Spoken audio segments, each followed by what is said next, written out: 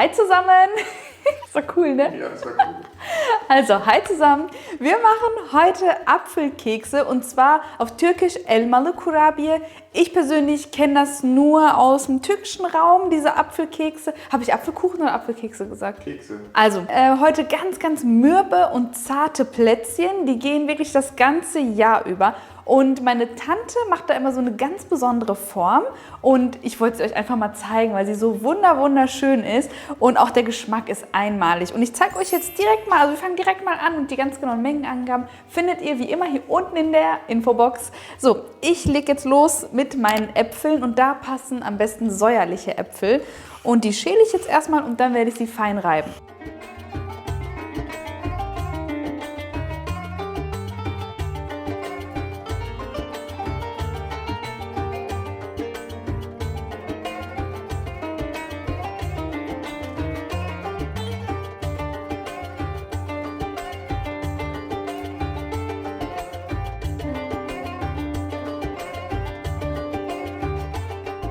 Jetzt habe ich noch Zucker dazu gegeben und das Ganze wird jetzt in der Pfanne so lange geköchelt, bis diese Flüssigkeit, sieht man die gut? Bis diese Flüssigkeit hier kommt. Ja, die sieht man gut. Ja, bis die komplett verdampft. Das dauert so ein paar Ach so, da sieht man, nee, die sieht man nicht. Warte. Genau, also das ist alles Flüssigkeit aus den Äpfeln und das muss jetzt komplett verdampfen. Und dann erst geben wir Zimt dazu und lassen das ein wenig auskühlen.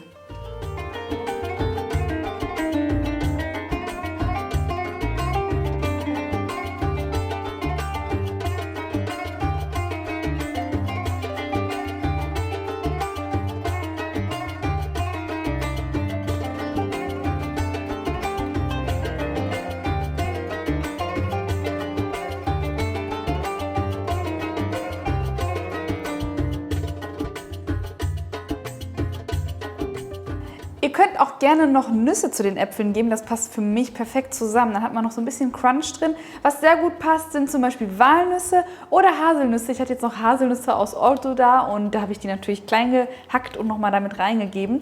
Und jetzt gebe ich die Füllung kurz an die Seite, dass sie ein bisschen abkühlen kann und in der Zwischenzeit bereiten wir den Teig zu. Ihr könnt dafür eure Küchenmaschine nehmen oder ihr nehmt ganz einfach die sauberen Hände, das funktioniert auch. Und auch da schreibe ich euch natürlich alle ganz genauen Mengenangaben in die Infobox. Ich gebe jetzt hier zuallererst die zimmerwarme Butter in eine ausreichend große Schüssel. Da kommt Puderzucker dazu. Ich nehme jetzt keinen Kristallzucker. Das ist nämlich ein Teig, der anders als bei deutschen Mürbeteigen nicht gekühlt wird. Wir müssen den gleich direkt weiterverarbeiten. Daher einmal mit Puderzucker verkneten und dann kommen auch schon alle anderen Zutaten mit dazu.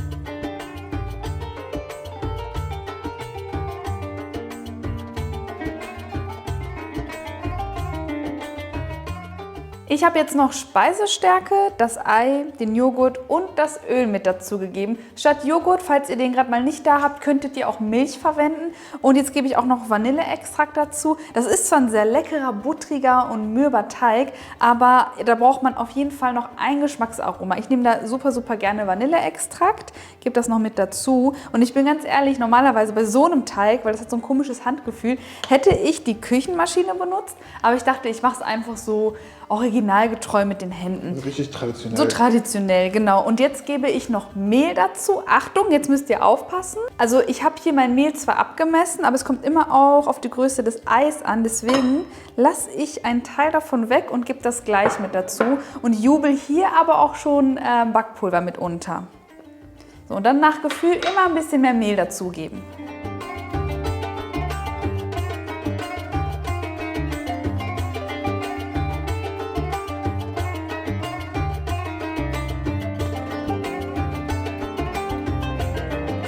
So, der Teig ist innerhalb 2-3 Minuten zusammengeknetet. Der sollte nicht mehr kleben. Also schon relativ fest sein, aber auch nicht zu trocken. Und jetzt gebe ich mir ein bisschen Mehl auf die Arbeitsfläche und dann wird er so relativ quadratisch ausgerollt.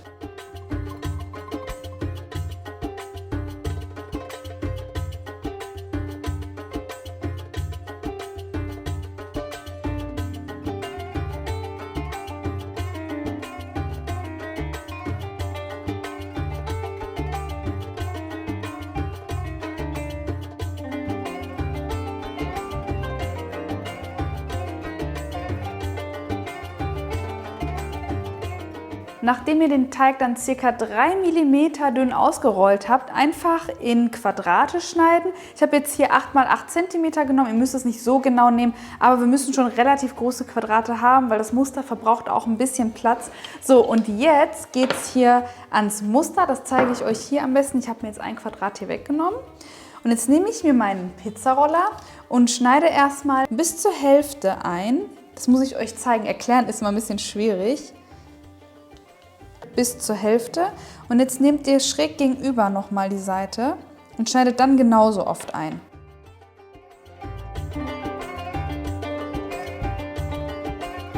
So, als nächstes schnappt ihr euch diese Seite. Also merkt euch einfach, das ist die Seite, wo die Striche reingehen und nicht die schöne quadratische Seite. Da gebt ihr jetzt einen halben Teelöffel von der Füllung rein. Klappt die Seite, die schräg gegenüber ist, einmal um. Und so ist das Ganze dann safe und kann nicht auslaufen. So, schön verschließen. Und jetzt immer abwechselnd die Streifen übereinander klappen.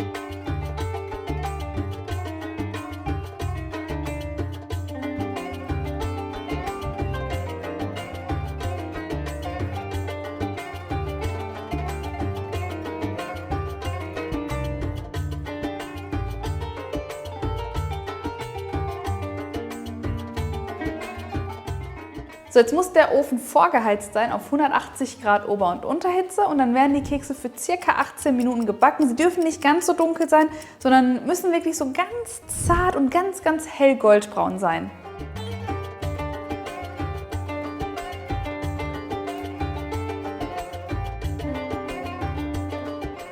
Und nach dem Backen lasse ich die Kekse dann auskühlen und gebe schön Puderzucker oben drauf.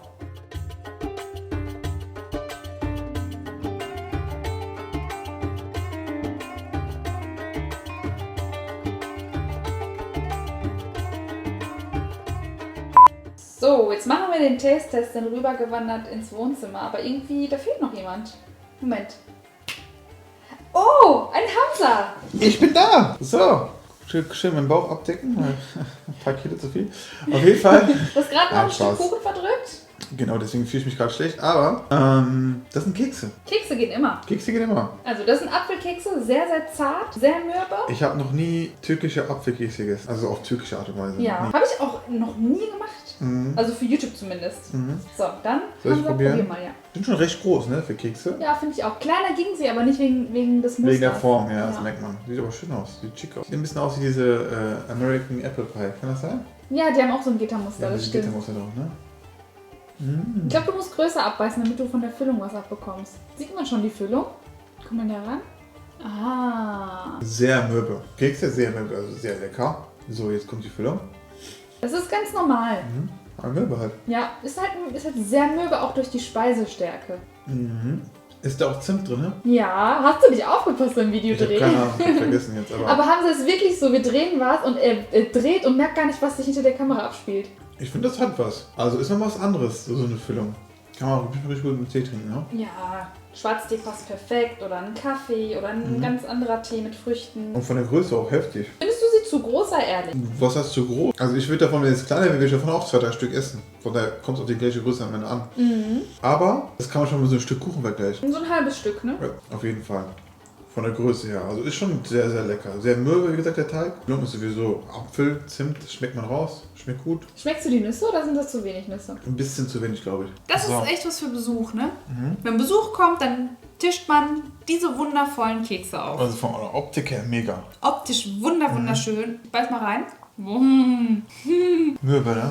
Boah. Ihr könnt natürlich jetzt diese extrem zarten Kekse, die haben sich gerade richtig im Mund verteilt, Merkst du, ne? ne? Ja. Voll. Die kann man jetzt auch einpacken Und verschenken. Und verschenken. Es gibt keine schönere Wertschätzung, wenn man sieht, wie viel Fingerarbeit da ist. Ne? Ja. Hast du auch gemerkt, ne? Haben sie jetzt zwischenzeitlich weggegangen und ich war in der Küche und habe die ganze Zeit weitergemacht. Ja, aber man merkt das auch. Man sieht von der Optik sieht man, dass wie viel Arbeit drin steckt auf jeden Fall. Ja, und extrem zart. Ich glaube, es sind die zartesten Plätzchen, die ich je gegessen habe. Also heftig. Also macht's unbedingt nach und hinterlasst dem Video ein Däumchen nach oben. Und was noch? Guck mir beim Essen zu. Das ist schon manchmal gemein. Hinterlasst uns ein kostenloses Abo und dann sehen wir uns auch beim nächsten Rezept. Tschüss, eure Kiki. Und der Hamza.